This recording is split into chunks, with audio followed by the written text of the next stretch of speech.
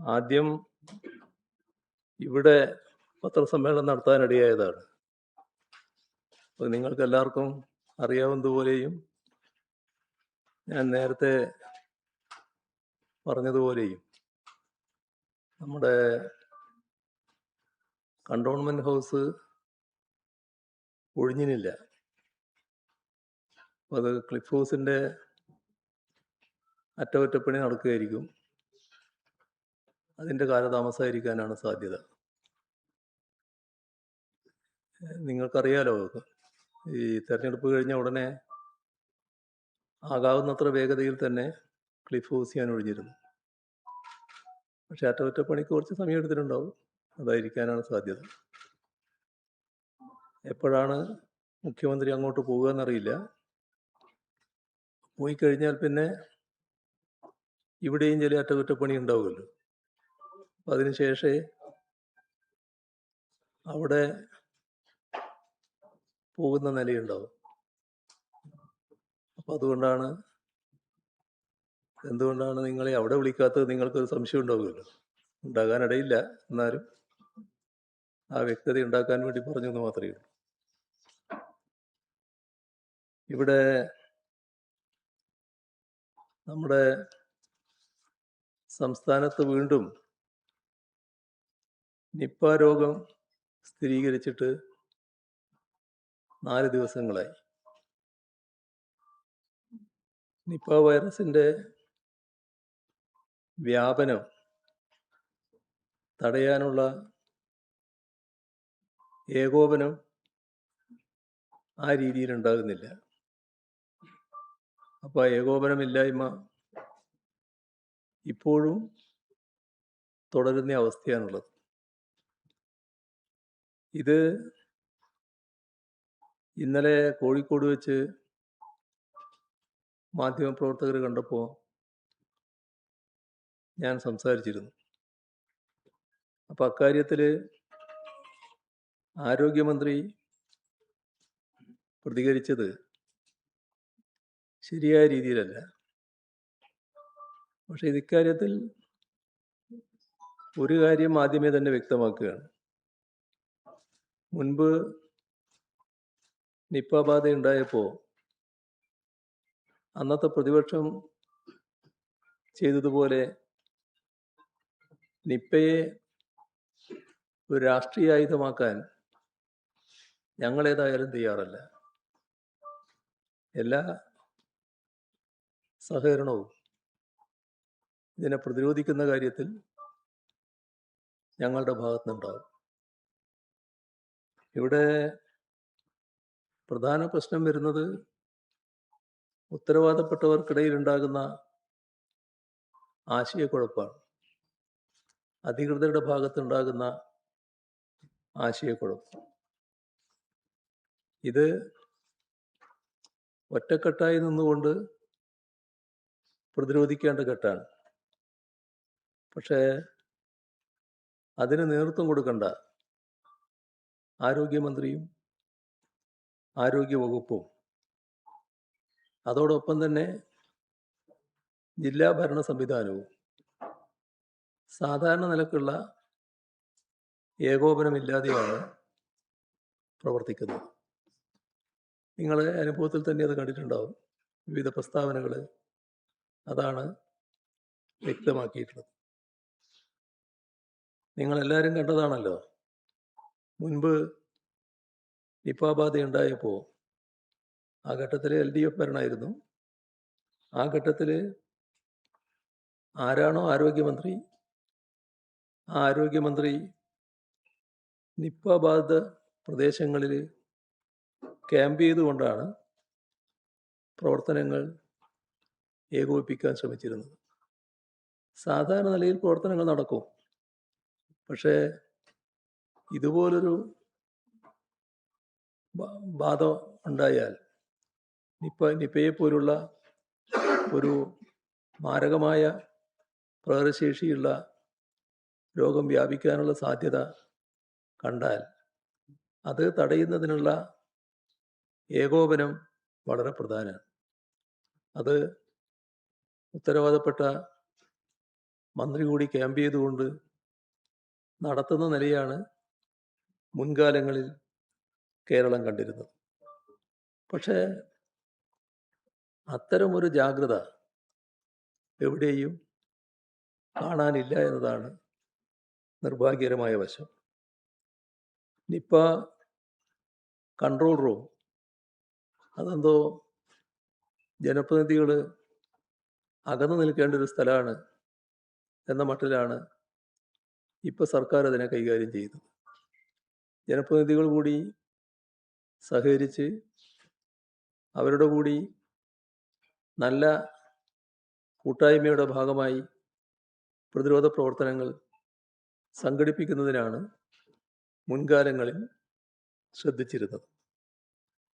നിപ്പയുടെ അതീവ ഗൗരവമായ സാഹചര്യം ഉയർന്നു വന്ന ഘട്ടത്തിലാണ് ഇവിടെ വലിയ തോതിൽ ആക്ഷേപത്തിനിടയാക്കിയ DHSനെ മാറ്റുന്ന നടപടിയുണ്ടായത്. ഇതിൽ പ്രതിരോധ പ്രവർത്തനങ്ങൾക്ക് ഫലപ്രദമായി നേതൃത്വം കൊടുക്കേണ്ടത് ആരോഗ്യവകുപ്പാണ്. അതിൻ്റെ തലപ്പത്തിരിക്കുന്നയാളെ ഇത്തരമൊരു ഘട്ടത്തിൽ മാറ്റുക എന്നത് സാധാരണഗതിയിൽ പ്രതീക്ഷിക്കുന്ന കാര്യമല്ല. പക്ഷേ ആരോഗ്യമന്ത്രി പറയുന്നത് സിസ്റ്റത്തോടുള്ള നിസ്സഹകരണം കാരണമാണ് മാറ്റിയത് എന്നാണ്. വകുപ്പിലെ സ്ഥലം മാറ്റവുമായി ബന്ധപ്പെട്ട് സുതാര്യമായി പ്രവർത്തിച്ചു വരുന്ന ഒരു സംവിധാനം നിലവിലുള്ളതാണ്. അത് തകർക്കാൻ പുതിയ സർക്കാർ ശ്രമിച്ചപ്പോൾ അതിന് കൂട്ടുനിന്നില്ല എന്നുള്ളതാണ് ഇപ്പോഴത്തെ പ്രശ്നങ്ങൾ ഉണ്ടാക്കിയത് എന്നാണ് മനസ്സിലാക്കുന്നത്. ഇവിടെ പഴയ കാലം, ഒരു ദശാബ്ദം മുൻപുള്ള കാലത്ത് എങ്ങനെയെല്ലാം സ്ഥലമാറ്റങ്ങൾ നടന്നിരുന്നു എന്നുള്ളത് എല്ലാവരുടെയും ഓർമ്മയിലും അറിവിലുമുള്ളതാണ്. എന്നാൽ ചില തസ്തികൾക്ക് ലക്ഷങ്ങൾ മറിയുന്ന അവസ്ഥയുണ്ടായിരുന്നു എന്നതും അങ്ങാടിപ്പാട്ടായിരുന്നു.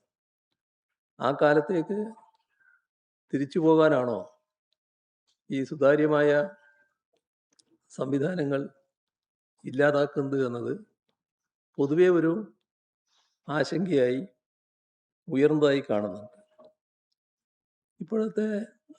ഇപ്പോഴത്തെ DHSൻ്റെ കാര്യത്തിൽ നേരത്തെ LDF സർക്കാർ അവരുടെ സർവീസ് 1 വർഷം കൂടി നീട്ടി നൽകാൻ തീരുമാനിച്ചിരുന്നു. ആ തീരുമാനം അട്ടിമറിച്ചാണ് ഇപ്പോഴത്തെ സ്ഥാനചലനം വന്നിട്ടുള്ളത്.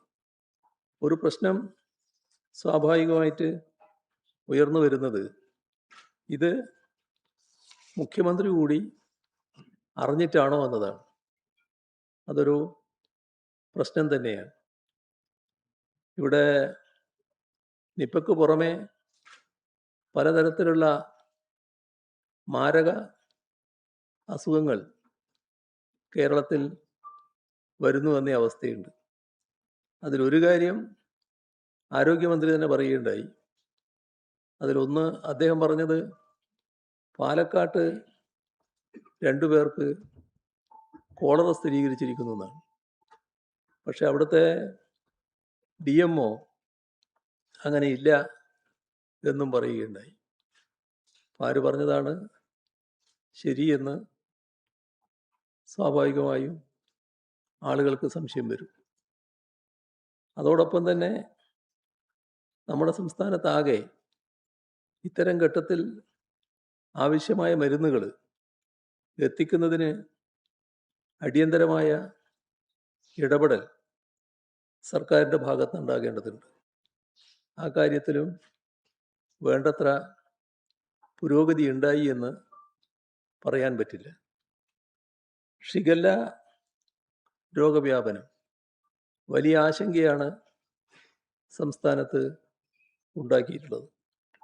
ആരോഗ്യവകുപ്പും തദ്ദേശ ഭരണ സ്ഥാപനങ്ങളും യുദ്ധകാലാടിസ്ഥാനത്തിൽ പ്രതിരോധ പ്രവർത്തനങ്ങൾ ശക്തമാക്കേണ്ട ഘട്ടമാണിത്.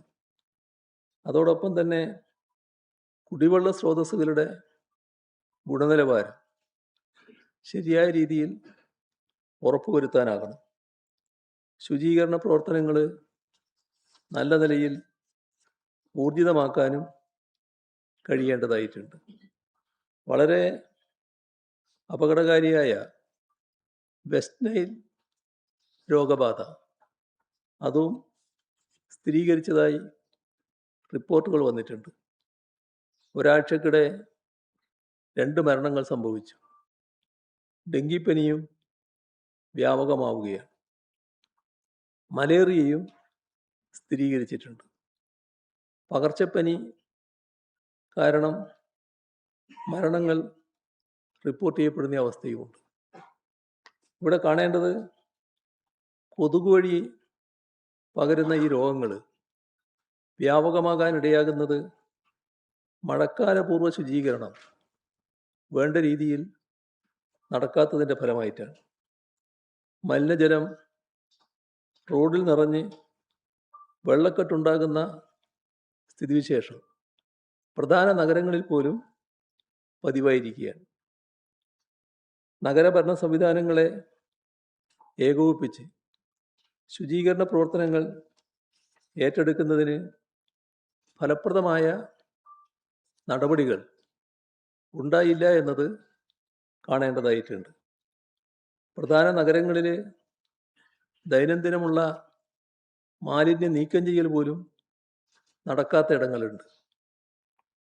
ഇവിടെ ആവർത്തിച്ച് പറയാനുള്ളത്, മുൻ സർക്കാരിൻ്റെ കാലത്ത് രോഗബാധയോ കോവിഡ് പോലെ ലോകത്തെ ആകെ വിറങ്ങലിപ്പിച്ച മഹാമാരിയോ കേരളത്തിൽ പ്രത്യക്ഷപ്പെട്ടാൽ ഭരിക്കുന്നവർക്കെതിരെ ശാപവാക്കുകൾ പറയാൻ മിടുക്ക് കാണിച്ച, അങ്ങനെ കയ്യടി വാങ്ങാൻ ശ്രമിച്ച ഇപ്പോഴത്തെ ആരോഗ്യമന്ത്രി, അദ്ദേഹത്തോട് പറയാനുള്ളത്, അതേ രീതിയിലല്ല ഞങ്ങളിതിനെ കാണുന്നത്.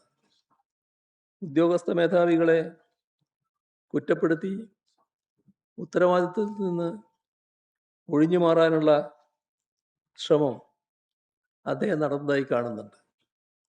ഇവിടെ രോഗവ്യാപനവും വൈറസ് വ്യാപനവും ആര് ഭരിക്കുന്നു എന്ന് നോക്കിയല്ല നടക്കുന്നത് എന്നത് തിരിച്ചറിയാനുള്ള വിവേകം 1 മാസം തികയുന്നതിന് മുൻപ് തന്നെ അദ്ദേഹത്തിന് ഉണ്ടായിട്ടുണ്ടാകുമെന്നാണ് പ്രതീക്ഷിക്കുന്നത്.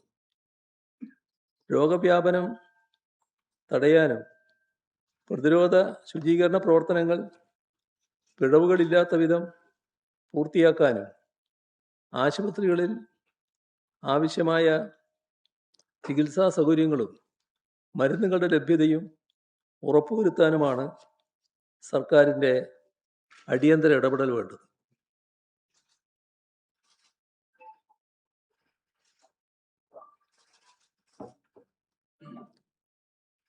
വന്യജീവി ആക്രമണം നമ്മുടെ സംസ്ഥാനത്ത് ഏറ്റവും അധികം ചർച്ച ചെയ്യപ്പെട്ടൊരു വിഷയമായിരുന്നല്ലോ. 3 ആഴ്ചക്കുള്ളിൽ 6 പേരുടെ ജീവനാണ് വന്യജീവി ആക്രമണത്തിൽ പൊലിഞ്ഞത്.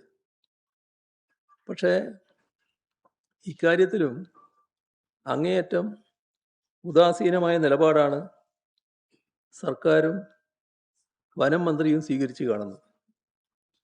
പരിഹാരങ്ങളെക്കുറിച്ച് ചോദ്യങ്ങൾ വരുമ്പോൾ പരിഹാസമാണ് ഉത്തരവാദപ്പെട്ടവരുടെ ഭാഗത്തു നിന്നുള്ള മറുപടി.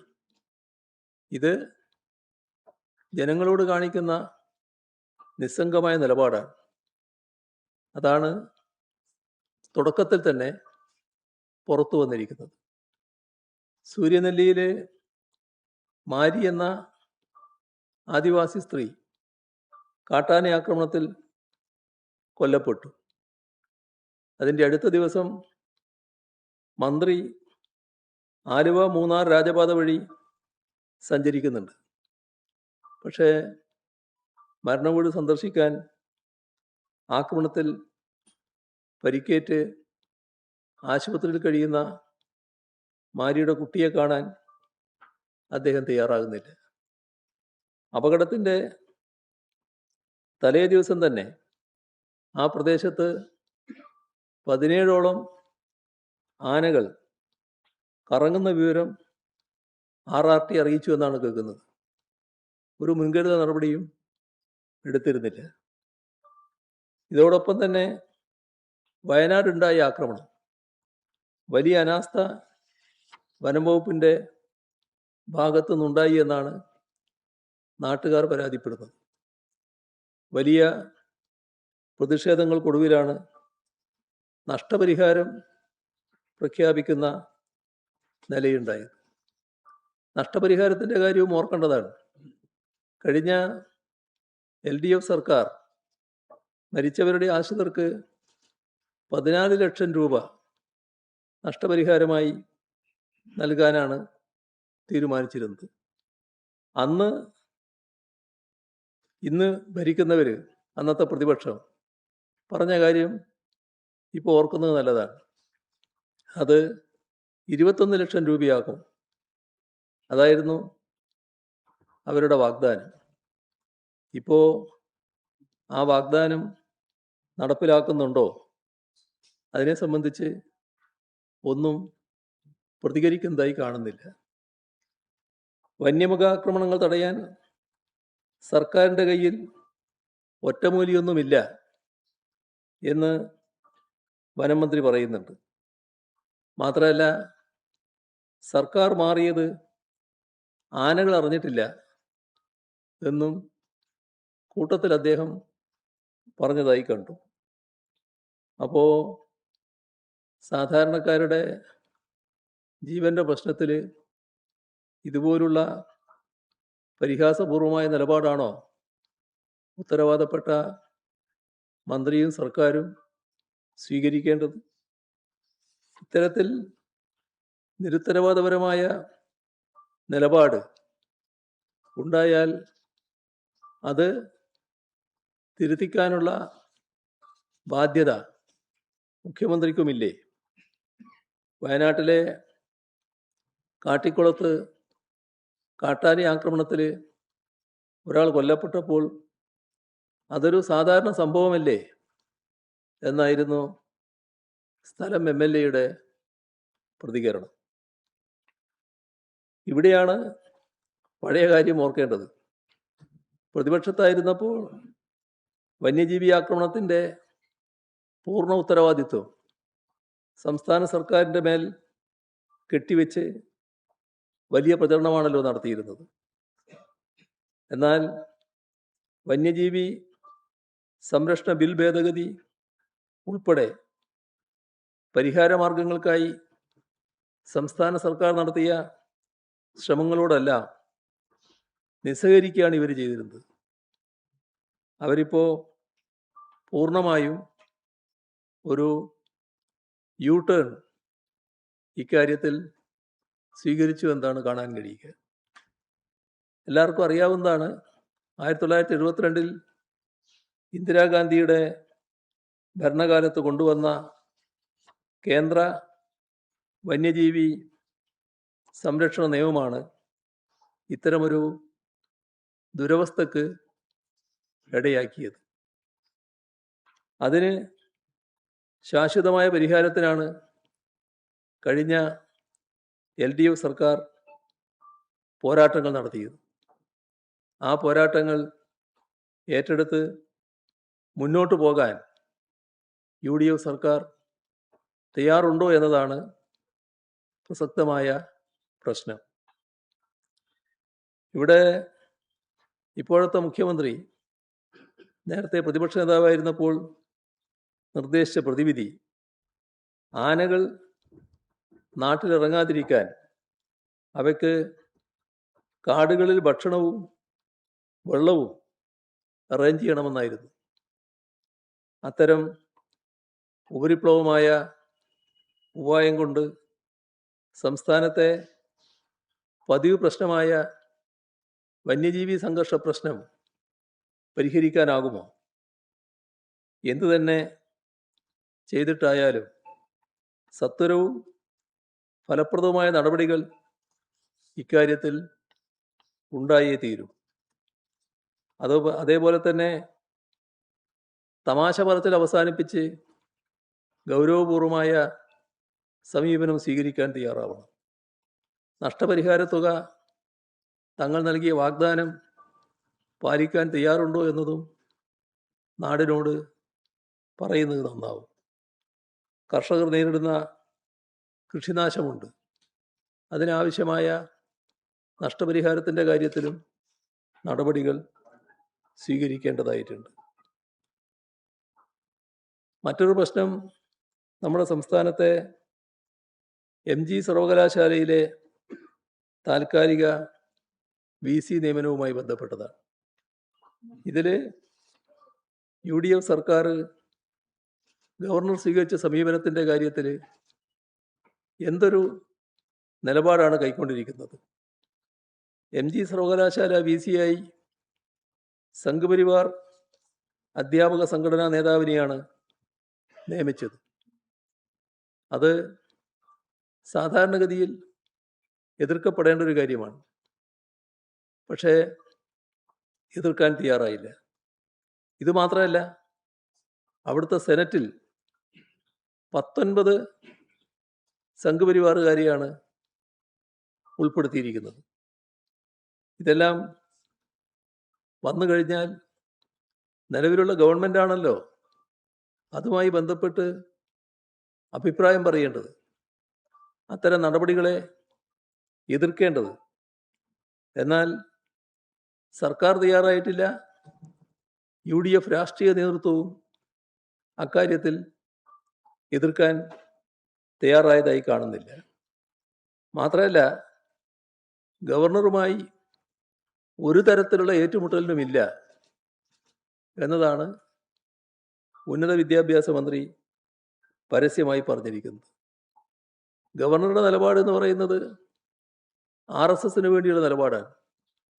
RSSൻ്റെ നിലപാടിന് മുന്നിലുള്ള പൂർണ്ണമായ കീഴടങ്ങലാണ് ഇവിടെ UDF സർക്കാരിൻ്റെ ഭാഗത്തു നിന്ന് ഉണ്ടായിരിക്കുന്നത്.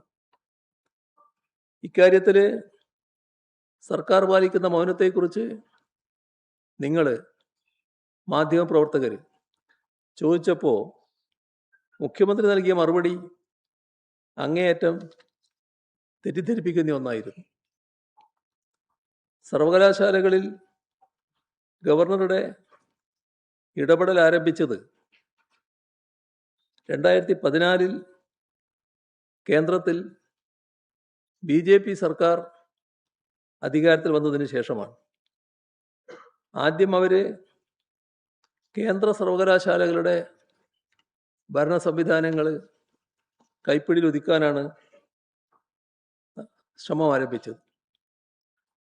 പിന്നീടാണ് സംസ്ഥാനത്തെ സർവകലാശാലകളിലേക്ക് തിരിയുന്നത്. അത് 2018 മുതലാണ്. ആരിഫ് മുഹമ്മദ് ഖാൻ ഗവർണറായി എത്തിയ 2019 മുതൽ കേരളത്തിലെ ഉന്നത വിദ്യാഭ്യാസ മേഖലയെ കൈപ്പിടിയിൽ ഒതുക്കാനുള്ള സംഘപരിവാറിൻ്റെ ശ്രമങ്ങൾ ആരംഭിച്ചു. അത് തിരിച്ചറിഞ്ഞുകൊണ്ടാണ് അത്തരം നീക്കങ്ങൾക്കെതിരെ ശക്തമായ നിലപാട് LDF സർക്കാർ അക്കാലത്ത് സ്വീകരിച്ചത്.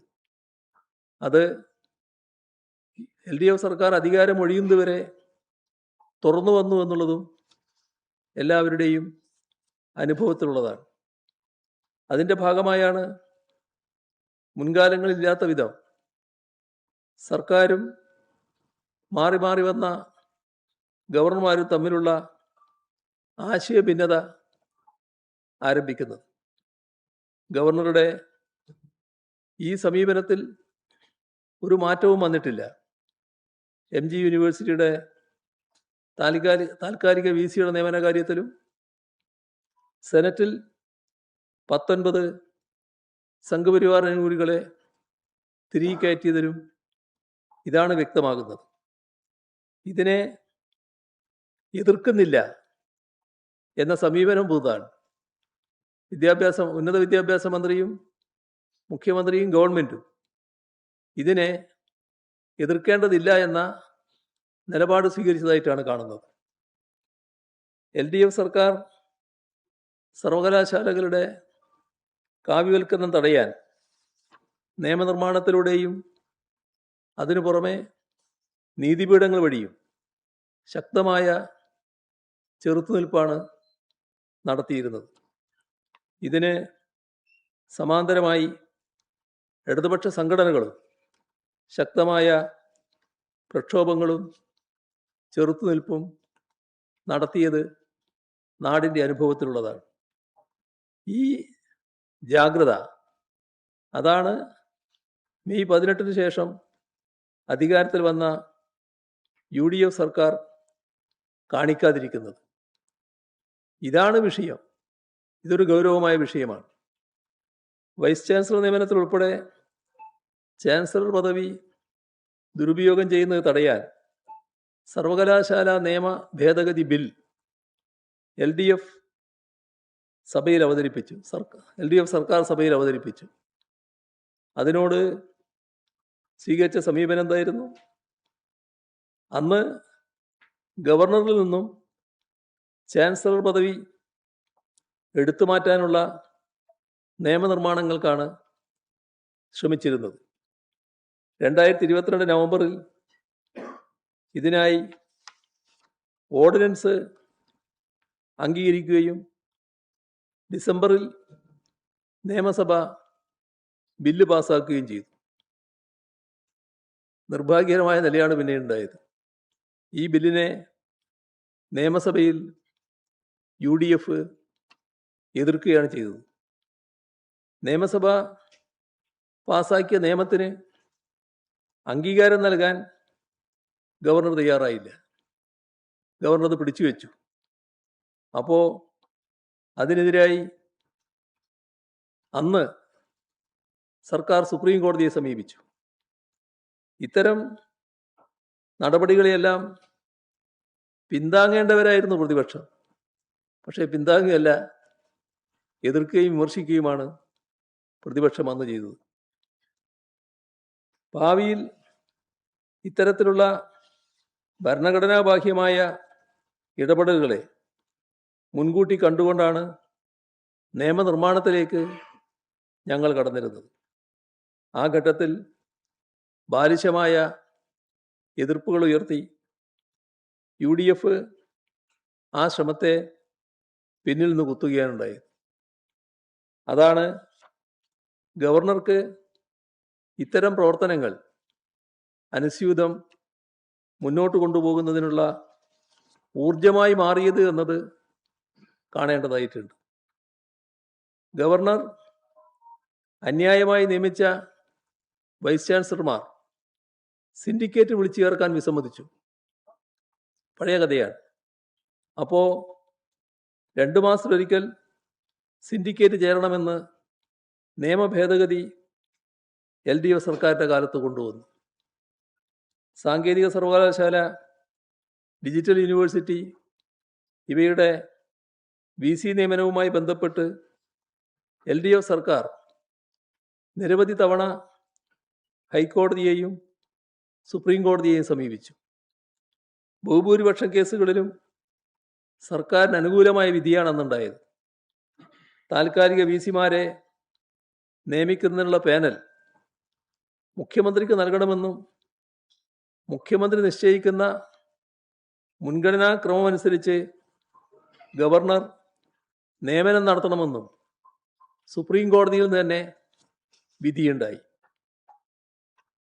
ഇവിടെ MG യൂണിവേഴ്സിറ്റിയുടെ വൈസ് ചാൻസലറുടെ പ്രശ്നം വരുമ്പോൾ 2026 മെയ് 31 വൈസ് ചാൻസലറുടെ കാലാവധി അവസാനിച്ചത്. UDF സർക്കാർ അധികാരത്തിൽ വന്നത് മെയ് 18.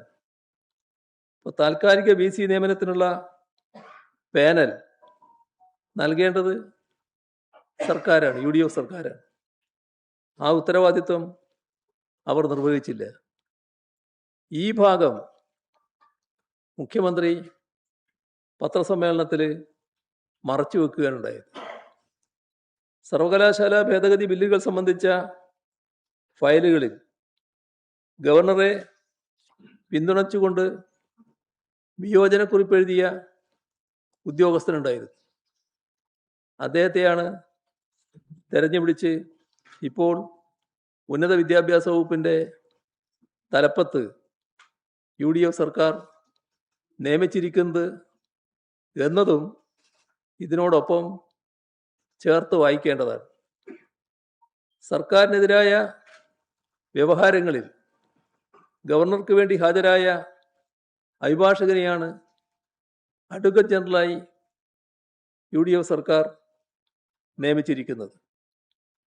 കോൺഗ്രസ് അനുകൂല സംഘടനാ നേതാവ് രൂപീകരിച്ച സേവ് യൂണിവേഴ്സിറ്റി ഫോറം ഗവർണർക്ക് വേണ്ടി അന്നത്തെ സർക്കാരിനെതിരെ ബിനാമി യുദ്ധം നടത്തിയതും നാം കണ്ടതാണ്.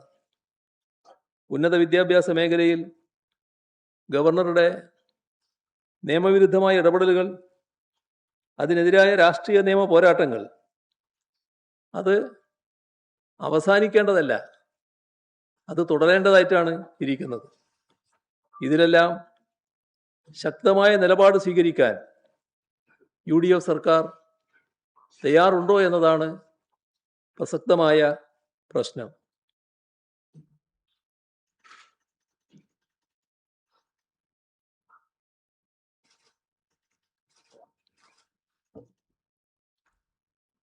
ഇപ്പം നമ്മുടെ കേരളത്തിൽ RSSൻ്റെ പ്രമുഖ നേതാവ് മോഹൻ ഭാഗവത് വന്നിട്ടുണ്ടല്ലോ. അദ്ദേഹം പങ്കെടുത്ത RSS പരിപാടി, ആ പരിപാടിയിൽ കേരളത്തിലെ 3 വൈസ് ചാൻസലർമാർ പോവുകയുണ്ടായി, അതിൽ പങ്കെടുക്കുകയുണ്ടായി. ഇത് അത്യന്തം ഗൗരവത്തോടെ മതേതര കേരളം കാണുന്നൊരു കാര്യമാണ്. സർവകലാശാലകളിൽ സംഘപരിവാർ അജണ്ടകൾ അടിച്ചേൽപ്പിക്കുന്നതുമായി ബന്ധപ്പെട്ട ആശങ്കാജനകമായ ചർച്ചകളാണ് നടക്കുന്നത്. അത്തരമൊരു ഘട്ടത്തിലാണ് കേരള, MG, മലയാളം സർവകലാശാല VC-മാർ RSS പരിപാടിയിൽ പങ്കെടുക്കുന്നത്. ഉന്നത വിദ്യാഭ്യാസ മേഖലയിൽ എങ്ങനെ പിടിമുറുക്കാൻ RSS ശ്രമിക്കുന്നു എന്നതിൻ്റെ പ്രകടമായ ഉദാഹരണമാണിത്. ഇതിനെതിരായി മുഖ്യമന്ത്രിയോ മന്ത്രിമാരോ UDF-ലെ കക്ഷികളോ കോൺഗ്രസോ ലീഗോ മറ്റു കക്ഷികളോ ആരും പ്രതികരിച്ചതായി കാണുന്നില്ല. UDF നേതൃത്വവും സംസ്ഥാന ഭരണ നേതൃത്വവും BJP-യെയും സംഘപരിവാറിനെയും എന്തുകൊണ്ടാണ് എതിർക്കാൻ ശങ്കിച്ചു നിൽക്കുന്നത്? അത് അവർ വ്യക്തമാക്കേണ്ട കാര്യമാണ്. ഇവിടെ ഒരു മാസം തികഞ്ഞില്ല, തുടക്കത്തിൽ തന്നെ സംഘപരിവാറിന് കീഴടങ്ങുന്ന സമീപനമാണോ ഉണ്ടാക്കുന്നത്? ഇതെല്ലാം കേരളത്തിലെ മതേതര വിശ്വാസികളിൽ കടുത്ത ആശങ്ക ഉയർത്തുന്ന കാര്യമാണ്. വേറൊരു പ്രശ്നം, ശബരിമല സ്വർണ്ണക്കൊള്ളയിൽ സ്മാർട്ട് ക്രിയേഷൻസിൻ്റെ പങ്കിനെക്കുറിച്ച് എല്ലാവർക്കും അറിയാവുന്നതാണ്.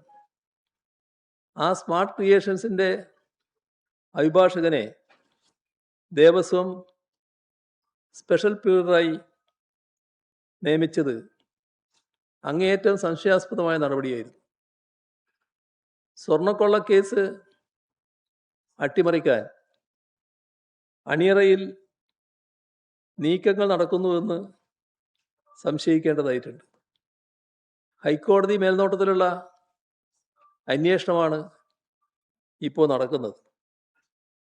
ഈ സ്മാർട്ട് ക്രിയേഷൻസിന് നൽകിയത് സ്വർണം പൂശിയ ചെമ്പുപാളികളാണ് എന്ന് പ്രത്യേക അന്വേഷണ സംഘം കണ്ടെത്തിയതാണ്. അതുമായി ബന്ധപ്പെട്ടാണ് പങ്കജ് ഭണ്ഡാരി അടക്കമുള്ളവരെ അറസ്റ്റ് ചെയ്തത്. പക്ഷേ ഈ സ്പെഷ്യൽ പ്ലീഡറായി നിയമിച്ച അഡ്വക്കേറ്റ് വാദിച്ച കാര്യം അവിടെ വെറും ചെമ്പുപാളിയാണ് നൽകിയത്, സ്വർണം പൂശിയ ചെമ്പുപാളിയല്ല, വെറും ചെമ്പുപാളിയാണ് നൽകിയത് എന്നായിരുന്നു അദ്ദേഹം കോടതിയിലും പുറത്തും പറഞ്ഞിരുന്നത്. അപ്പോൾ പ്രതികളുടെ താല്പര്യം ഉയർത്തിപ്പിടിക്കുന്ന അഭിഭാഷകനെ ദേവസ്വത്തിൻ്റെ പ്ലീഡറായി നിയമിക്കുകയാണ്. ഇതിൽ സാധാരണഗതിയിൽ സ്വീകരിക്കുന്ന നടപടിക്രമങ്ങളുണ്ട്. ഇത്തരം നിയമനങ്ങൾ സാധാരണ സ്വീകരിക്കുന്ന നടപടിക്രമം അനുസരിച്ചാണോ നടന്നിട്ടുള്ളത്? അതിൽ വലിയ സംശയങ്ങൾ ഇപ്പം തന്നെ ഉയർന്നു വന്നിട്ടുണ്ട്. മന്ത്രിസഭയുടെ തീരുമാനമാണെന്ന് പറയുന്നുണ്ട്. മന്ത്രിസഭയുടെ റെഗുലർ അജണ്ടയുടെ ഭാഗമായിട്ട് വന്നതാണോ OA ആയിട്ട് വന്നതാണോ? അതൊരു പ്രശ്നമാണ്. ഇവിടെ സാധാരണഗതിയിൽ അഡ്വക്കേറ്റ് ജനറൽ ശുപാർശ ചെയ്ത് നിയമവകുപ്പ് കണ്ട് നിയമവകുപ്പ് മുഖ്യമന്ത്രിക്ക് കൊടുത്ത് മുഖ്യമന്ത്രി അംഗീകരിച്ച് മന്ത്രിസഭയിലേക്ക് പോവുകയാണ് ഉണ്ടാവുക. അങ്ങനെയാണ് മന്ത്രിസഭ ചർച്ച ചെയ്യുക. ഈ നടപടിക്രമങ്ങളൊക്കെ ഇവിടെ പാലിച്ചിട്ടുണ്ടോ? ഒരു ഭാഗം, ഒരു ധൃതി ഇതിൽ കണ്ടിട്ടുണ്ട്. എന്തിനായിരുന്നു ആ ധൃതി? ആ അനാവശ്യ ധൃതി എന്തായിരുന്നു? അതിന് ഇടയാക്കിയത് എന്തായിരുന്നു? ഇപ്പോൾ രാജിവെച്ചതോടുകൂടി എല്ലാം അവസാനിച്ചു എന്ന നിലയ്ക്ക് ഇത് കാണാൻ പറ്റുമോ? ഇവിടെ ഏറ്റവും പ്രധാനപ്പെട്ട ഒരു തസ്തികയിലാണ് ഈ അഭിഭാഷകൻ നിയമിതനായത്. ദേവസ്വത്തിൻ്റെ പ്ലീഡറായി വന്നതോടുകൂടി ആ ഇരുന്ന ദിവസം, ആ ഇരുന്ന മണിക്കൂറുകൾ ഏതെല്ലാം കടലാസുകൾ അദ്ദേഹത്തിൻ്റെ കയ്യിലെത്തിയിട്ടുണ്ട്. അത് കേസുമായി ബന്ധപ്പെട്ട് വളരെ പ്രധാനമാണ്. അപ്പോൾ കേസിൻ്റെ ദേവസ്വം വകുപ്പിൻ്റെ കയ്യിലുള്ള നിർണായകമായ വിവരങ്ങൾ മനസ്സിലാക്കാൻ ഇദ്ദേഹത്തിന് കഴിഞ്ഞിട്ടുണ്ടോ? ഇത് ഗൗരവമായി അന്വേഷിക്കേണ്ട കാര്യമാണ്. അത് സംബന്ധിച്ച് അന്വേഷണം നടക്കണം. ഏതെങ്കിലും കടലാസുകൾ ആ അഡ്വക്കേറ്റിൻ്റെ കയ്യിലുണ്ടെങ്കിൽ സെർച്ച് ചെയ്തത് കണ്ടെത്തണം. അത് കണ്ടെത്തുകയും അതിനാവശ്യമായ നടപടികൾ സ്വീകരിക്കുകയും വേണം. ഇപ്പോൾ രാജിവെച്ചു എന്നുള്ളത് കൊണ്ട് മാത്രം എല്ലാം അവസാനിക്കുന്നില്ല. ഇതെല്ലാം സംഭവിച്ചിട്ടുണ്ടോ ഇല്ലേ, അക്കാര്യത്തിൽ ഉറപ്പുവരുത്താനുള്ള ഫലപ്രദമായ അന്വേഷണം നടക്കേണ്ടതായിട്ടുണ്ട്. അന്വേഷണത്തിലൂടെ വ്യക്തത ഉണ്ടാക്കേണ്ടതായിട്ടുണ്ട്. ഇതാണ് പൊതുവിൽ പറയാനുള്ള കാര്യങ്ങൾ. ഈ VD സതീശന്റെ മംഗലാപുരം യാത്രയും ഈ പറയുന്ന RSSന് കീഴടങ്ങലും തമ്മിൽ എന്തെങ്കിലും സംശയിക്കുന്നുണ്ട്? മാത്രമല്ല, യാത്രയുടെ കൂടെ ശബരിമല കേസിൽ ചോദ്യം ചെയ്യപ്പെട്ട ഒരാളും കൂടെ ഉണ്ടായിരുന്നു. അദാനിയുമായി ബന്ധപ്പെട്ട ആളും കണ്ടിരുന്നത്. പക്ഷെ സതീശൻ കഴിഞ്ഞ ദിവസം ആ യാത്രയെക്കുറിച്ച് താഴ്ത്ത വിമാനത്തെക്കുറിച്ച് ചോദിച്ചപ്പോൾ അതൊന്നും നിങ്ങൾ അറിയുന്ന കാര്യത്തിലാണ് പറഞ്ഞത്. ആ യാത്രയിൽ ഇപ്പം ഈ പറയുന്ന RSSുമായി ബന്ധം, അവരുടെ അജണ്ട നടപ്പാക്കുന്നു, PMC പദ്ധതി നടപ്പാക്കുന്നു, ഇത് തമ്മിൽ എന്തെങ്കിലും ബന്ധം കാണുന്നു? ഇതില് അല്പം ദുരൂഹത അതിലുണ്ട് എന്നുള്ളത് എല്ലാവർക്കും മനസ്സിലായിട്ടുള്ള കാര്യമാണ്. അതുകൊണ്ടാണ് അദ്ദേഹത്തിന് അതുമായി ബന്ധപ്പെട്ട വിവരങ്ങൾ വെളിപ്പെടുത്താനുള്ള പ്രയാസങ്ങൾ ഉണ്ടാകുന്നത്. ഇവിടെ കാണേണ്ട ഒരു കാര്യം, ഈ പറയുന്ന ശബരിമല കേസിൽ ചോദ്യം ചെയ്യപ്പെട്ട ഒരു വ്യക്തി എങ്ങനെയാണ് അദ്ദേഹത്തിൻ്റെ കൂടെ പോകാനിടയായത്? അദ്ദേഹം എങ്ങനെയൊരു ഇടനിലക്കാരനായിട്ട് മാറുന്നു? അത് ഇതേവരെ വ്യക്തത വരുത്തിയ കാര്യമല്ല. പിന്നെ അതുമായി ബന്ധപ്പെട്ട് നടന്നിട്ടുള്ള ചർച്ചകൾ അതെന്താണ്, എന്തിനായിരുന്നു, ഏതെങ്കിലും തരത്തിൽ ഏതെങ്കിലും പ്രധാനപ്പെട്ട ഒരു കോൺഗ്രസ് നേതാവിൻ്റെ കുടുംബ വീട്ടിൽ പോയതാണ് എന്നൊന്നും അതിനെ കുറിച്ച് പറയാൻ കഴിയുന്നൊരു കാര്യമല്ലല്ലോ. ഏതായാലും അദ്ദേഹം അത് വ്യക്തത വരുത്താത്തോളം കാലം ഈ പറയുന്ന ദുരൂഹത നിലനിൽക്കും. അതുതന്നെയാണ് വസ്തുത. ഈ ക്ലിഫ് അങ്ങ് ഒരു 10 വർഷത്തോളം താമസിച്ചതാണ്. അവിടുന്ന് വേഗത്തിൽ ഇറങ്ങാൻ കഴിഞ്ഞു. അപ്പൊ എന്തുകൊണ്ടാണ് ഇത്രയും കാലതാമസം അവിടുത്തെ അറ്റകുറ്റപ്പണിക്ക്? അത്രയും വലിയ അറ്റകുറ്റപ്പണിക്കുള്ള ഒരു സാഹചര്യം ഉണ്ടായിരുന്നു. അല്ല, അറ്റകുറ്റപ്പണി നടത്താൻ്റെ ആവശ്യമില്ല എന്ന് ഞാൻ പറയുന്നില്ല. അറ്റകുറ്റപ്പണി നടത്തേണ്ട ആവശ്യമൊക്കെ ഉള്ളത് തന്നെയാണ്. കാരണം വലിയ തോതിലുള്ള പ്രശ്നങ്ങൾ ഈ എല്ലാ കെട്ടിടങ്ങൾക്കും ഉണ്ട്. അതിനിടയാക്കിയിട്ടുള്ളത് നമ്മളൊരു പൊതുരീതികളാണ്. അതിൽ നിങ്ങൾക്കും നല്ല ഉത്തരവാദിത്വമുണ്ട്. ഏതെങ്കിലും ഒരു വീടിൻ്റെ അറ്റകുറ്റപ്പണി നടത്തുമ്പോൾ ഈ അവിടെ താമസിക്കുന്നൊരു മന്ത്രിയുടെ എന്തോ വ്യക്തിപരമായൊരു കാര്യമാണ് എന്ന മട്ടിലാണ് അതിനെ എടുക്കാറ്. ആരും അപ്പോൾ അറ്റകുറ്റപ്പണിക്ക് തയ്യാറാവില്ല. ഇപ്പോൾ ഈ തുടക്കത്തിൽ അറ്റകുറ്റപ്പണിക്ക് തയ്യാറാകുന്നതായിരിക്കും. അതിൽ കുറ്റം പറയാനില്ല എന്നാണ് എനിക്ക് തോന്നുന്നത്. നിപ്പയുടെ ഒരു കാര്യം പറഞ്ഞല്ലോ. കോഴിക്കോട് കൺട്രോൾ റൂമിൽ അവിടെ പ്രതിപക്ഷത്തെ CPM ഒരു MLA പ്രവേശിപ്പിക്കാത്തൊരു ഇഷ്യൂ കഴിഞ്ഞ ദിവസം ഉണ്ടായിരുന്നു. അപ്പൊ ഈ LDF ഒരു കാലത്ത് ഇത്തരം ഈ പകർച്ചവ്യാധി കൺട്രോൾ റൂമുകളിൽ അങ്ങനെ MLA കൂടെ അവരുടെ സാന്നിധ്യം ഉണ്ടായിട്ടുണ്ടായിരുന്നു. MLA കൂടി അവിടെ പങ്കെടുക്കാറുണ്ട്. ആ അനുഭവത്തിലാണല്ലോ അവർ പോകുന്നത്. ആ കഴിഞ്ഞ കാലത്ത് കോഴിക്കോടാണല്ലോ നിർഭാഗ്യവശാൽ 2 തവണ ഇത് ഉണ്ടായത്. ആ ഘട്ടത്തിലൊക്കെ അവരെല്ലാവരും കൂടി പങ്കെടുത്തുകൊണ്ട് ഈ ഇതിൻ്റെ ഭാഗമായിട്ട് സംരക്ഷണത്തിൽ കഴിയേണ്ട ആളുകളുണ്ടല്ലോ, അവരെ ബന്ധപ്പെടുന്ന പണി ഇവരെല്ലാവരും എടുക്കുകയായിരുന്നു. അവരെ വിളിച്ച് കാര്യങ്ങൾ ബോധ്യപ്പെടുത്തുക, നല്ല കരുത്ത് കൊടുക്കുക, അതൊക്കെ ചെയ്യുന്നതായിരുന്നു നേരത്തെ. ഈ പീഡർ നിയമനം ആരാണ് നടത്തിയതെന്ന് ഇതുവരെ പുറത്തു വന്നിട്ടില്ല. മുഖ്യമന്ത്രിയാണെന്ന് നടത്തിയെന്ന് ആദ്യം ദേവസ്വം മന്ത്രി പറയുന്നു. പിന്നീട് മുഖ്യമന്ത്രി ഇടപെട്ട് പീഡറെ മാറ്റുന്നു. അപ്പോൾ ആരാണ് നടത്തിയെന്നൊരു ആള് വേണ്ടത്. ഇതിൽ വന്നിടത്തോളം കാര്യങ്ങൾ വെച്ചാൽ മുഖ്യമന്ത്രിയുടെ ഉത്തരവാദിത്തമായിട്ടാണല്ലോ വരുന്നത്. കാരണം ദേവസ്വം മന്ത്രി പരസ്യമായിട്ട് പറഞ്ഞിട്ടുണ്ട്, ഞാൻ അറിയില്ല എന്ന്. ഞാൻ അറിഞ്ഞുകൊണ്ടല്ല, മുഖ്യമന്ത്രിയാണ് എന്ന് പറഞ്ഞിട്ടുണ്ട്.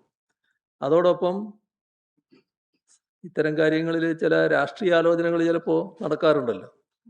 രാഷ്ട്രീയമായിട്ട് ആലോചിച്ചിട്ടില്ല എന്ന് അവരുടെ പാർട്ടിയും പറഞ്ഞതായിട്ടാണ് കേട്ടത്. അപ്പോൾ പിന്നെ എല്ലാ ഉത്തരവാദിത്വവും മുഖ്യമന്ത്രിക്ക് തന്നെയാണല്ലോ വരുന്നത്. അവിടെയാണ് ഇദ്ദേഹം നേരത്തെ ചോദിച്ച ചോദ്യങ്ങളുമായിട്ട് എല്ലാം കൂട്ടിക്കെട്ടി വരുന്നത്. എന്താണ് അങ്ങനെയൊരു ധൃതി അക്കാര്യത്തിൽ ഉണ്ടാകാൻ ഇടയായത്? അതൊക്കെ സംശയാസ്പദമായ കാര്യങ്ങൾ തന്നെയാണ്. അന്വേഷണം വേണമെന്നാണ് പറയുന്നത്. ഏത് തരത്തിലുള്ള അന്വേഷണമാണ് അങ്ങനെ എന്തെങ്കിലും? അന്വേഷണം ഈ ഞാൻ പറഞ്ഞ കാര്യം, ഇതുമായി ബന്ധപ്പെട്ട ഏതെങ്കിലും കടലാസുകൾ ഇദ്ദേഹത്തിൻ്റെ കയ്യിൽ എത്തിയിട്ടുണ്ടോ? അത് കൃത്യമായി അന്വേഷിക്കാൻ സാധിക്കണം. അതിന് പറ്റുന്ന ഏജൻസി ആയിരിക്കണം നിശ്ചയിക്കുന്നത്. അത് സർക്കാർ തന്നെ ആ കാര്യത്തിൽ നടപടികൾ എടുക്കേണ്ടതാണ്. ഈ എൻഫോഴ്സ്മെന്റ് ഡയറക്ടറേറ്റ് താങ്കളുടെ മകളെ വിടാതെ പിന്തുടരുകയാണ്. പിണറായി വിജയന്റെ മകളായതുകൊണ്ട് തന്നെയാണോ ഇങ്ങനെ ഒരു സമീപനം അവർ സ്വീകരിക്കുന്നത്? അപ്പൊ ബുധനാഴ്ച ഹാജരാകാൻ വീട്ടിൽ നോട്ടീസ് വീണ്ടും അല്ല, നേരത്തെയുള്ള നോട്ടീസ് തന്നെയാണത്. നേരത്തെയുള്ള നോട്ടീസിന്റെ ഭാഗമായിട്ട് പോകേണ്ടതേ ഉള്ളൂ. അതാണത്. പിന്നെ അത് ഞാൻ നേരത്തെ പറഞ്ഞാണല്ലോ, അന്ന് തന്നെ ഞാൻ പറഞ്ഞാണല്ലോ. അത് മേലെ നിന്നുള്ള നിർദ്ദേശം അനുസരിച്ച് അവർ വന്നു എന്നുള്ളതാണ്. അത് അങ്ങനെ കണ്ടാൽ മതി. അതിന് ഇന്നൊരു വാർത്ത പുറത്തുവരുന്നത് പത്തനംതിട്ട ജില്ലാ കമ്മിറ്റിയുടെ 19 ദേവസ്വം പ്രസിഡന്റായിരുന്നു. അദ്ദേഹം ശബരിമല സ്ത്രീ പ്രവേശനം നടത്തുന്ന സമയത്ത് തന്നെ മുഖ്യമന്ത്രിയുടെ ഓഫീസിൽ ഒരു പ്രമുഖൻ തിരുവനന്തപുരത്ത് വിളിച്ചു വരുത്തി തന്നെ ശ്രീജിത്തിനെ പോലീസ് ഉദ്യോഗസ്ഥനെ ശ്രീജിത്തിനെ അവിടെ മാറ്റി നിർത്തി ബോധമുണ്ടോ എന്ന വാർത്തകൾ അങ്ങനെ അതിനെക്കുറിച്ച് എനിക്കറിയാവുന്ന കാര്യമല്ല. കാരണം അത്തരത്തിലൊരു പ്രശ്നം ഉണ്ടായിട്ടില്ലല്ലോ. ഇദ്ദേഹത്തെ അവിടുന്ന് മാറ്റി നിർത്തേണ്ട യാതൊരു ആവശ്യവും മുഖ്യമന്ത്രിയുടെ ഓഫീസിനില്ല എന്നുള്ളത് തന്നെയാണ് വസ്തുത. പ്രതിപക്ഷ നേതാവ് ഈ PM ശ്രീ പദ്ധതിയിൽ ഇപ്പോൾ സർക്കാരിന്റെ ഭാഗമായി നിൽക്കുന്ന മന്ത്രി, പ്രത്യേകിച്ച് ലീഗ് നേതാക്കൾ, UPF നേതാക്കളൊക്കെ പറയുന്നത് മുൻ സർക്കാർ ഒപ്പിട്ട് പോയി, ഒപ്പം തന്നെ അഡ്വാൻസ് തുകയും കൈപ്പറ്റി, അതുകൊണ്ട് ചില സാങ്കേതിക പ്രശ്നങ്ങൾ ഉള്ളതുകൊണ്ടാണ് നടപടിയെടുക്കാൻ വൈകുന്നത് എന്ന കാര്യമാണ് മന്ത്രി അടക്കം പറയുന്നത്. അതങ്ങനെ അതിലെന്തെങ്കിലും വസ്തുതയുണ്ടോ? ഒരു വസ്തുതയും അതിലില്ല. കാരണം നേരത്തെ LDF സർക്കാർ അതിൽ വ്യക്തത വരുത്തിയതാണ്. ഞങ്ങളതുമായി തുടർന്നില്ല എന്ന് കൃത്യമായിട്ട് അറിയിച്ചിട്ടുള്ള കാര്യമാണ്. അതോടെ അത് അവസാനിച്ചു. നേരത്തെ ഇതുപോലുള്ള കാര്യങ്ങൾ സംഭവിച്ച ഇടങ്ങളുണ്ട്. ഇപ്പോൾ പഞ്ചാബിൽ ആം ആദ്മി പാർട്ടിയുടെ ഗവൺമെൻറ് ആദ്യം ഒരു ഘട്ടത്തിൽ അവർ ഈ PM ശ്രീ ഒപ്പിട്ടു. പിന്നീടൊരു ഘട്ടത്തിൽ PMCയുടെ ഭാഗമാകേണ്ടതില്ല എന്നവർ തീരുമാനിച്ചു. അങ്ങനെ അത് ഒഴിവാക്കി. ഒഴിവാക്കിയതിന് ശേഷം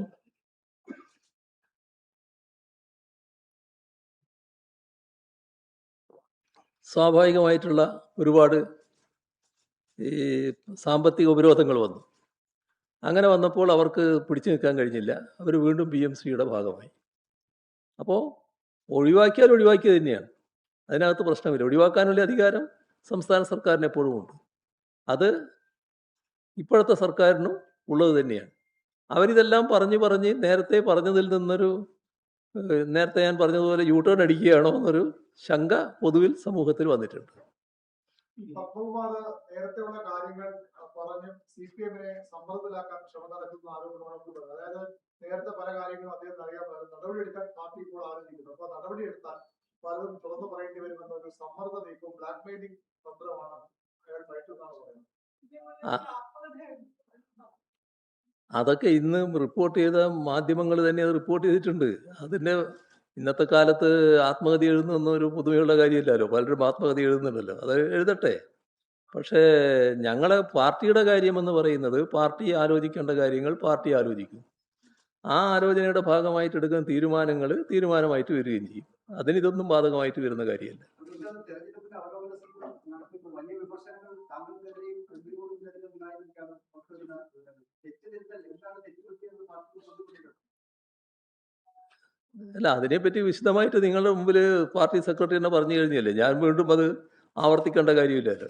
ഈ പാർട്ടി സെക്രട്ടറി പറഞ്ഞത് ഒരു കാര്യം, ഈ വെള്ളാപ്പള്ളി നടേശനുമായി ബന്ധപ്പെട്ട് ചില പ്രസ്താവനകൾ അദ്ദേഹത്തെ പിന്തുണയ്ക്കുന്ന നിലപാടെടുത്തു എന്നുള്ള രീതിയിൽ പുറത്തേക്ക് ഇത് വരികയും വിമർശനം ഉണ്ടാവുകയും ചെയ്തിരുന്നു. അപ്പൊ നമ്മൾ പിന്തുണയ്ക്കുന്നില്ല എന്ന് അദ്ദേഹം ഇവിടെ പറഞ്ഞിരുന്നു. അതിനകത്ത് പിന്തുണയ്ക്ക് സംസാരിച്ചതായിട്ട് പറയുന്ന ഒരാളാണ്. എല്ലാ അദ്ദേഹത്തെ സംബന്ധിച്ചുണ്ടായ കാര്യങ്ങളും പാർട്ടി സംസ്ഥാന സെക്രട്ടറി പറഞ്ഞല്ലോ കാര്യങ്ങൾ. അതിലെന്തിനാ നിങ്ങൾക്കൊരു സംശയം ഉണ്ടാകേണ്ട കാര്യം? പാർട്ടി സംസ്ഥാന സെക്രട്ടറി പറഞ്ഞു തന്നെയാണല്ലോ ശരി. അതിനർത്ഥം മുമ്പെടുത്ത തീരുമാനങ്ങൾ പലതും തെറ്റായിരുന്നു. ആ തീരുമാനം എന്ന് പറയുമ്പോൾ വിഷ്വലായിട്ട് ആളുകളുടെ മുമ്പിലുള്ളത് താങ്കൾ അയ്യപ്പ സംഗമ സമയത്ത് ആ കാറിൽ കൊണ്ടുവരുന്നതാണ് ഉണ്ട്. തീരുമാനം പാർട്ടി അതെടുത്ത് തെറ്റെന്ന് പറയുമ്പോൾ അതും തെറ്റ് എന്നാണ്. അല്ല, അതിനെ തെറ്റായിട്ട് കണ്ടിട്ടില്ല. തെറ്റായിട്ട് കണ്ടത് ഈ അദ്ദേഹം സംസാരിച്ച കാര്യങ്ങൾ കേരളീയ സമൂഹം പൊതുവിലെടുത്തത് മുസ്ലിം വിഭാഗത്തിനെതിരെയുള്ളൊരു സംസാരമായിട്ടാണ്. അതിനെക്കുറിച്ചുള്ള പ്രതികരണം പാർട്ടി സംസ്ഥാന കമ്മിറ്റി നടത്തിയിരുന്നു. ആ പ്രതികരണം അതിൻ്റെ ഗൗരവത്തിനനുസരിച്ചായില്ല എന്ന പൊതുവിമർശനം വന്നിരുന്നു. ആ വിമർശനം ഉൾക്കൊണ്ടുകൊണ്ടാണ് പാർട്ടി ഇപ്പോൾ തീരുമാനമെടുത്തത്. അതാണ് ഉണ്ടായത്. അന്ന് പ്രതിപക്ഷ നേതാവാണ് ഈ ഉപനേതാവിന്റെ കാര്യത്തിലൊരു തീരുമാനം. പ്രതിപക്ഷ ഉപനേതാവിന് വേറെ പ്രശ്നങ്ങളൊന്നുമില്ല.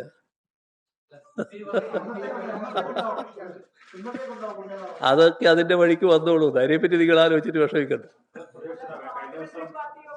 സംസ്ഥാന സെക്രട്ടറി ബിനോയ് വിശ്വം കഴിഞ്ഞ ദിവസം നടത്തിയ ഒരു സ്റ്റേറ്റ്മെന്റ് അങ്ങ് തന്നെ പറഞ്ഞിരുന്നു. അധികാരത്തിലെത്തുന്ന സമയത്ത്, മുഖ്യമന്ത്രി ആകുന്ന സമയത്ത് ചില അവതാരങ്ങൾ കടന്നു വരാൻ ശ്രമിക്കും, അവരെ അകറ്റി നിർത്തണമെന്ന്. പിന്നീട് ഈ അവതാരങ്ങൾ ഭരണത്തിന്റെ സ്ഥാനങ്ങളിലേക്കും കടന്നു വന്നോ എന്ന് ഗൗരവതരമായി പരിശോധിക്കണമെന്ന് കഴിഞ്ഞ ദിവസം ബിനോയ് വിശ്വം പറയുകയുണ്ട്. എന്താണ് അങ്ങയുടെ പ്രതികരണം? തീർച്ചയായും അത് അന്വേഷിക്കണമല്ലോ. അങ്ങനെ അന്വേഷിക്കുന്നത് നല്ലതാണല്ലോ. അതിന് ഞങ്ങളെ കൂടെ ഉണ്ടായിരുന്ന എല്ലാ പാർട്ടികൾക്കും അതിന്റെ ബാധ്യതയുണ്ട്. അദ്ദേഹം ആദ്യം ചെയ്യേണ്ടത് അദ്ദേഹത്തിന്റെ പാർട്ടിയുമായി ബന്ധപ്പെട്ട വകുപ്പുകളിൽ ഇങ്ങനെയുള്ള ഏതെങ്കിലും അവതാരങ്ങൾ കൂടെ ചുറ്റിപ്പറ്റി നടന്നിരുന്നോ എന്ന് അന്വേഷിക്കലാണ്. അതാണ് ആദ്യം നടത്തേണ്ടത്.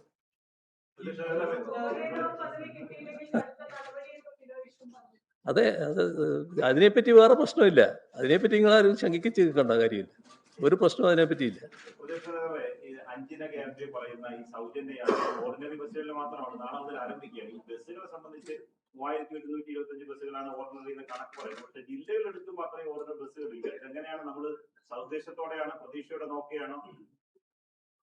ഇതൊക്കെ നൽകിയ വാഗ്ദാനം അതേപോലെ പാലിക്കാനാകുമോ എന്നുള്ളതാണ് കേരളം നോക്കുന്ന പ്രശ്നം. ഇപ്പോൾ UDF സർക്കാർ പറഞ്ഞു സ്ത്രീകൾക്ക് സൗജന്യ യാത്രയായിരിക്കും KSRTC ബസ്സിൽ. അത് KSRTC ബസ്സിൽ എന്നാണ് പറഞ്ഞത്. പിന്നെ KSRTCയുടെ ഇന്ന ബസ് എന്ന് അന്ന് പറഞ്ഞിട്ടില്ല. ഇപ്പോൾ ഫലത്തിൽ കേരളത്തിലെ പല പ്രദേശങ്ങളിലും അവിടെയുള്ള സ്ത്രീകൾക്ക് വേറെ വാഹനം പിടിച്ചു പോയി മറ്റ് പ്രദേശങ്ങളിൽ പോയി കയറേണ്ടതായിട്ട് വരും സൗജന്യ യാത്ര വേണമെങ്കിൽ. കാരണം അവിടെ ഈ പറയുന്ന ബസ്സില്ല. ഒരുപാട് കേരളത്തിലെ പ്രദേശങ്ങൾ ഇന്നിപ്പോൾ പറഞ്ഞ കാറ്റഗറി ബസ് ഇല്ലാത്ത പ്രദേശങ്ങളാണ്. അപ്പോൾ അതല്ലല്ലോ നേരത്തെ നൽകിയ വാഗ്ദാനം. അപ്പോൾ ആ വാഗ്ദാനം പാലിക്കാനാകുമോ ഇല്ലേ എന്നുള്ളത് അവർ തന്നെ പറയേണ്ട കാര്യമാണ്. ഞങ്ങൾ സ്ത്രീകൾക്ക് നൽകുന്ന എല്ലാ ആനുകൂല്യങ്ങളെയും അനുകൂലിക്കുന്ന നിലയെ എല്ലാ കാലത്തും എടുത്തിട്ടുള്ളൂ. ആ നിലപാട് തന്നെ ഞങ്ങൾ തുടരുകയും ചെയ്യും. പ്രതിപക്ഷ ഉദ്ഘാടന ചടങ്ങിൽ പങ്കെടുക്കുന്നില്ല. പ്രതിപക്ഷ MLA മാർ ഉദ്ഘാടന ചടങ്ങിൽ പങ്കെടുക്കില്ല എന്ന് പാർട്ടി സെക്രട്ടറി പറഞ്ഞു. അല്ല, അത് ഉദ്ഘാടന ചടങ്ങിന്റെ കാര്യമല്ലേ. ഈ പറയുന്ന സ്ത്രീകളുടെ കാര്യത്തിൽ നടപടികളുടെ കാര്യമാണ് ഞാൻ പറഞ്ഞത്. സ്ത്രീകളുടെ കാര്യത്തിൽ ഉണ്ടാകുന്ന നടപടികൾ അതിനെ പിന്താങ്ങുന്ന കാര്യമാണ് ഞങ്ങൾ എപ്പോഴും സ്വീകരിച്ചിട്ടുള്ളത്. ഇനിയും അത് തന്നെയാണ് സ്വീകരിക്കുക.